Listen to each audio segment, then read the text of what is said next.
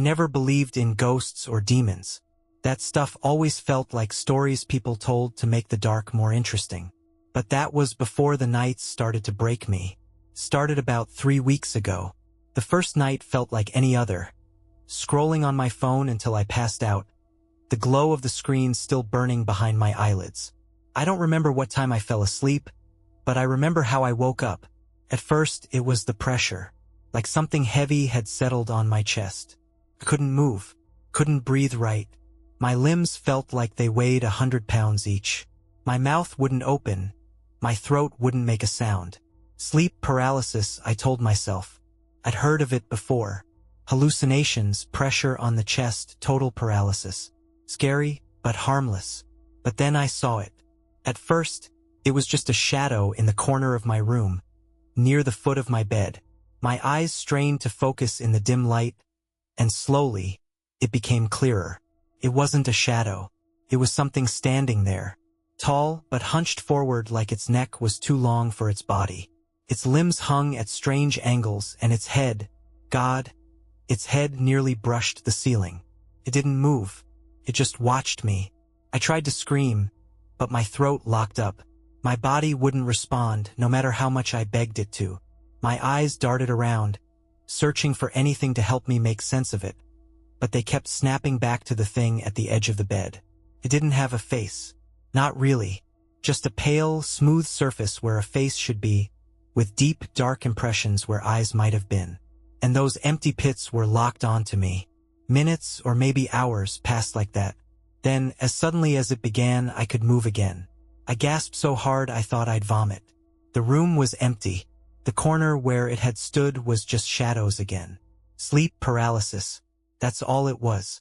I told myself that 100 times, but the words felt thin, like paper trying to hold back a flood. I barely slept the rest of that night, and when I did, I dreamed of that blank face. But dreams end. This didn't. Not even close. I tried to shake it off the next day. Told myself it was stress, maybe too much caffeine, too many late nights staring at my phone. But no matter how much I reasoned with myself, I couldn't stop looking at that corner of my room. Felt wrong. By the second night, I was wired. I kept the lights on, the TV playing some mindless sitcom in the background, just to drown out the silence. Sleep paralysis doesn't happen when you stay awake, right? That's what I figured. But I must have drifted off. I woke up to silence. The TV was off. The lights were off. And I couldn't move. My eyes flicked around the room. Heart pounding so hard I swore I could hear it in my ears. The corner was empty at first. But then, slowly, impossibly slowly, it leaned forward from behind my dresser. Like it had been hiding there, waiting for me to notice. That same stretched body, those limbs too thin and too long, bending in ways that didn't seem possible. Its face, or whatever you'd call it, was still pale and smooth, like wet paper stretched too tight over bone. And those pits where its eyes should have been, I swear they were darker this time, deeper. It was closer now, closer than before. I wanted to scream, to thrash, anything, but I was locked in. My whole body was frozen in place, except for my eyes, flickering with panic. And then it moved. Not toward me. Not yet. It started to sway side to side, slow and deliberate, like it was studying me, or maybe savoring the fear. I don't remember how long I was stuck like that, but when I could finally move, I bolted out of bed so fast I nearly broke my ankle. I didn't care. I ran to the bathroom, slammed the door, and stayed there until the sky started turning gray. I didn't sleep again that night, or the next. By the third day, I was running on fumes. Bloodshot eyes, shaking hands. I looked like I was coming off a drug binge, and maybe in a way I was. Only the drug was fear, and it was getting worse. Because now, even when I was awake, I started seeing it. Not clearly, not like before, but glimpses. A shape in the corner of my eye. A reflection in a window that didn't match what should have been there. It wasn't just sleep anymore. It was waiting. I stopped trusting my eyes after that. During the day, I'd catch movement in places where nothing should be moving. Just a flicker, like something slipping behind a door as I turned my head. In mirrors, in dark windows, I'd swear I saw that same stretched shape lurking, just beyond where I could focus. But when I looked straight at it, it was gone. I started leaving every light on in the apartment. Bright, sterile light. I even bought one of those stupid plug-in night lights for my bedroom.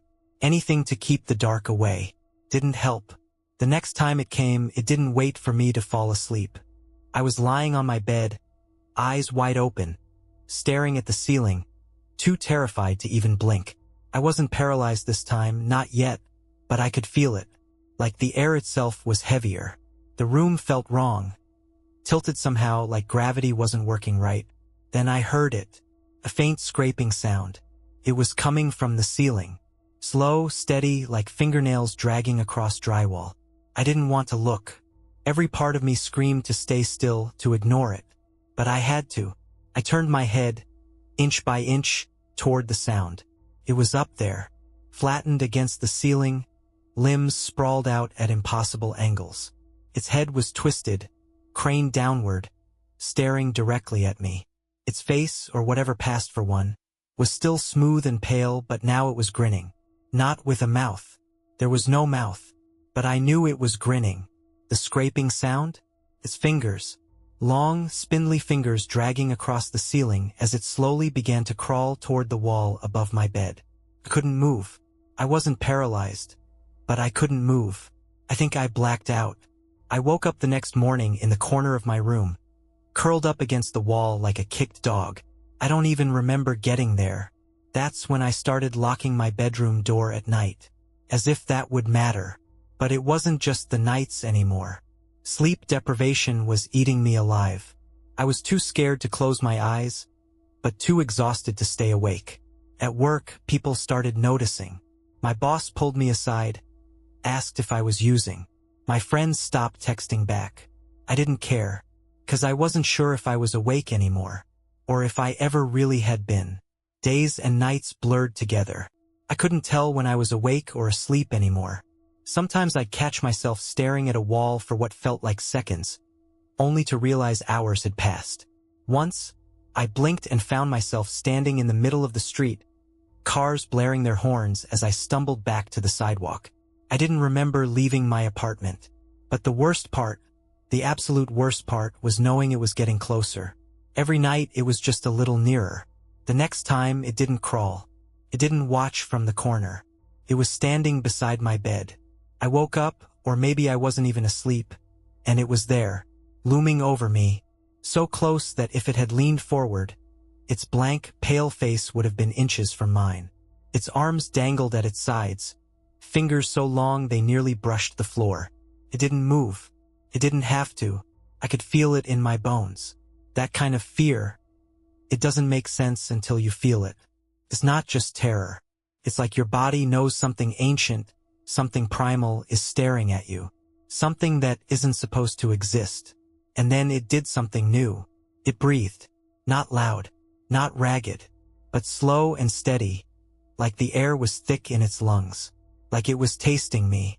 I felt the heat of it on my face. That was the moment I realized it wasn't some hallucination. It wasn't a trick of the mind. It was real. And it wanted me to know that. When I could finally move, I ran. I didn't think. I grabbed my keys and bolted out of my apartment barefoot in the middle of the night. I sat in my car until the sun came up, shaking so hard my teeth chattered. I didn't go back. I booked a motel across town. Cheap, dirty, didn't care. I thought if I wasn't there, it couldn't follow. I was wrong. That night, I turned on every light in the room, kept the TV on full volume, and sat up in bed, refusing to let my eyes close. Didn't matter. I must have blinked. And when I opened my eyes, the TV was off. The lights were off. And it was sitting on the edge of the bed. Its head tilted slowly, too far to the side, like it was curious. I didn't even try to scream this time, because what was the point? It had followed me. There was nowhere left to run. I don't remember leaving the motel. 1 minute, that thing was sitting on the edge of the bed, staring through me. The next, I was back in my apartment. Door unlocked. Lights off. Had I driven back here? Walked? I didn't know. I didn't care. Because it didn't matter where I went. It would always find me. I stopped leaving the apartment after that. I shut the blinds, locked the doors, unplugged the TV. Nothing helped. Couldn't eat. Couldn't sleep. My body was breaking down, but my mind was worse. Every shadow in the corner of the room pulsed like it was breathing. The walls seemed closer, tighter. Sometimes I thought I could hear it crawling in the vents, scraping along the pipes. But the worst was the mirrors. Caught it there. More than once. Not fully, but hints of it, standing just behind me, barely out of frame. Too tall, its head bent to fit. The second I turned, nothing. It was playing with me, and I think that's when I cracked. Because I started talking to it. Out loud. I'd sit in the middle of the room, every light blazing, and whisper, "What do you want? Why me?" No answer. But I could feel it listening. The air would change. Get heavier, colder. I laughed once. I don't know why. Just started laughing so hard my stomach cramped. Because it was funny, wasn't it? This thing had ruined my life, and it didn't even need to touch me. It just watched. People stopped checking in on me. My phone was dead somewhere in the apartment, buzzing under piles of laundry and dishes. I didn't care. Then one night it spoke. Not with words. Not exactly. But I heard it. A sound like wet paper tearing. Like breath caught in a throat too long. And a word. Barely a whisper in my mind. Stay. I think I screamed until my throat bled. But it didn't leave. Neither did I. Because that's when I realized something far worse than anything I'd felt before. It didn't want to kill me. It wanted me to exist with it. Forever. Days bled into nights, and nights bled into something else entirely. I stopped checking clocks because time didn't matter anymore. Whether it was noon or midnight, the dark was always there. And so was it. I started seeing it even when my eyes were open. Not in the corners anymore, out in the open, bold as daylight. It would stand in the doorway of my room or crouch in the corner of the ceiling, limbs tangled like a spider's. Sometimes it would just hover beside me, breathing, always breathing. I stopped eating. I couldn't keep anything down. My skin clung to my bones, and my hands shook constantly. I barely recognized myself in the mirror, but even then, I wasn't alone. It was always behind me, watching. I remember smashing the mirror once, thinking maybe if I broke it, I could stop seeing it. But the shards just reflected 1,000 pieces of it instead. And it laughed, not with sound but in my head, like a vibration that rattled through my skull and settled in my teeth. That's when I realized it wasn't outside of me anymore. It was inside. I don't remember much after that. There are flashes, me clawing at the walls until my nails tore off, screaming into the emptiness until my voice cracked, holding a knife in my hand, pressing it against my skin, thinking if I could just bleed it out, maybe it would leave. But it didn't. It never would. The next thing I remember clearly is waking up in a hospital bed. White walls. The smell of antiseptic. A tight band around my wrist. I guess someone must have found me, though I don't know who. Maybe a neighbor, maybe a stranger. Doesn't matter. The nurses talked to me like I was fragile glass. The doctor's mouth moved, but the words didn't stick. Exhaustion. Malnourished. Psychotic break. They told me it wasn't real, that it was all in my head. But I knew better, because the first night in that sterile hospital bed, surrounded by locked doors and soft voices, I opened my eyes, and it was sitting in the corner of the room, closer than ever, its head tilted, its empty face watching me. It had followed me here. The locks, the pills, the doctors, none of it mattered. I wasn't crazy, but soon I would be. They kept me in the hospital for observation. That's what they called it. Observation. Like I was some specimen under glass. I barely spoke. What was the point? No one believed me. You're safe here, they said. But I wasn't. The lights in the room were always too dim. The corners too dark. Shadows seemed to stretch just a little too far, curling unnaturally toward me. And it was always there. At first, it stayed in the corner, crouched like some grotesque statue, limbs folded underneath its thin, pale frame. But it was patient. It knew I had nowhere to go. Each night it got closer. One night, I woke up with it sitting in the chair beside my bed. I didn't scream, didn't move. I just stared at it, and it stared back. Somehow I knew it was enjoying this, feeding off of it. I tried to tell the nurses, the doctors, anyone who would listen, but all they saw was a broken man babbling about monsters in the dark. They gave me pills, little blue ones, to help me sleep. I flushed them. Sleep was the last thing I wanted, because when I slept, it moved. I started noticing things, though, little things. The lights in the hallway flickered when it was near. The air in the room would grow cold, so cold that my breath came out in little clouds. And sometimes, sometimes I heard it talking, not in words, not like us, but in my head. Whispers, wet and broken, curling in my mind like smoke. Let go. Stay. Forever. I covered my ears, but it didn't help. I was losing time. Hours. Maybe days. I'd blink and find scratches on my arms, raw and bleeding, or bruises on my neck, like fingers had been there. But I never remembered doing it. And then one night, I woke up standing in the hallway, barefoot, in a hospital gown, staring at the door to the maintenance stairwell. My hand was on the handle. I didn't remember getting there, but I knew what waited behind that door. It wanted me to open it. I ran back to my room, locked the door, shoved the bed in front of it. But locks didn't matter. The next night, it was sitting on my bed, his head slowly tilting like it was curious or disappointed. I couldn't fight it. I couldn't escape it. And deep down, a thought took root. Maybe it was always there, waiting for me to notice. I stopped sleeping altogether. Or maybe I thought I did. The lines between waking and dreaming had blurred so completely that I couldn't tell anymore. Sometimes I'd be sitting in the corner of my hospital room, knees pulled to my chest, blinking at the pale green walls, and then I'd realize I was standing in the hallway again. Or worse, sitting in front of the mirror in the bathroom, staring at my reflection. But it wasn't my reflection. It would tilt its head when I didn't, smile when I didn't, and standing behind it, always just out of focus. Was it breathing, watching? Every day, the doctors asked me the same questions. Are you still seeing it? Do you feel safe? Have you been taking your medication? I stopped answering. They wouldn't understand. They couldn't, because this thing wasn't part of my mind. It was in my mind, and it was spreading. Sometimes, when a nurse leaned in close, I'd see a shadow ripple beneath her skin, like something was just beneath the surface, waiting to peel its way out.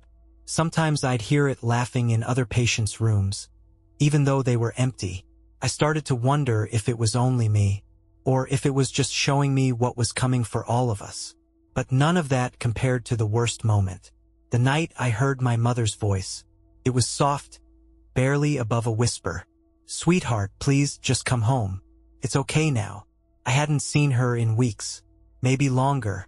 I didn't even know if she knew where I was. But that night, I heard her voice calling me from the hallway. Come home, baby. Just open the door. My heart broke. For a moment, I wanted to believe it was her. But then, under the softness, I heard something else. That slow, wet breathing. Heavy. Waiting. And I knew. It was it. Playing with me. Tearing into what little I had left. That's when I understood. This thing didn't want to kill me. It wanted to erase me, piece by piece, until there was nothing left but it. And maybe that had already started. I stopped speaking. Not because I couldn't, but because it didn't matter anymore. Every word I tried to say felt like it got stuck in my throat, like something was coiled there, waiting to choke it back down. I think the doctors noticed. I heard them whispering outside my door. Words like catatonic and treatment-resistant.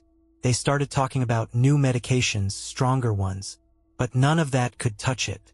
I would sit for hours, staring at the wall, barely blinking, and still feel its breath on the back of my neck. It was always there now. Not lurking, not hiding, but standing behind me. Close, too close. I could almost feel its fingers grazing my skin. Those impossibly long limbs moving in ways that made my stomach turn. I think it was inside me now.